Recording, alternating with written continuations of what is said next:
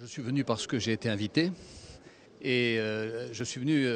avec grand plaisir quand j'ai pu constater que, au fond, le gaz que je représente non seulement en France mais sur le plan international était la seule énergie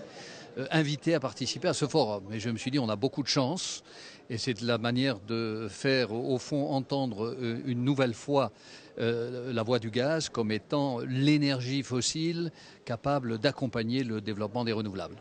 Alors le nouveau concept énergétique ou la nouvelle vision plutôt que nous avons du gaz, elle est assise sur la sécurité des approvisionnements. Nous avons tendance à dire que le gaz est triple A, vous savez ce concept financier que j'aime bien rapprocher du gaz en disant le gaz est triple A parce qu'il est abondant, il est accessible et il est abordable. Et l'avantage d'ailleurs, c'est que ça se dit de la même façon en anglais, abundant, affordable and accessible. Et deuxièmement, derrière cette notion de sécurité d'approvisionnement, il y a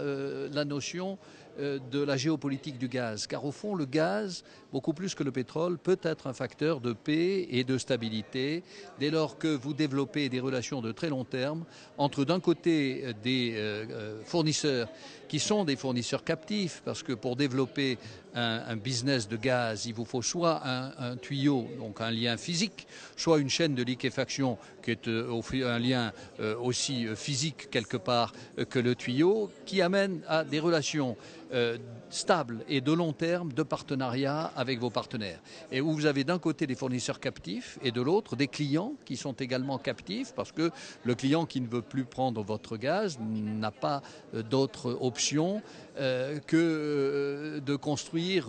une autre chaîne de liquéfaction ou un autre tuyau, c'est-à-dire à peu près 5 ans, le temps qu'il faut pour construire ce genre d'infrastructure. C'est donc des relations stables que vous établissez et l'histoire du gaz ces dernières années le démontre. C'est un forum de très haut niveau où vous avez la possibilité de rencontrer à la fois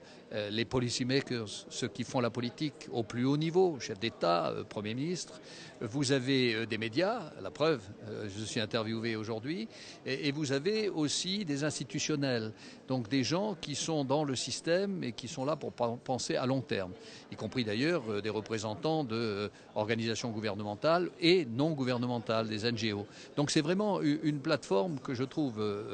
idéale pour venir échanger, élargir son réseau et puis essayer au fond de pousser les idées qui sont les nôtres.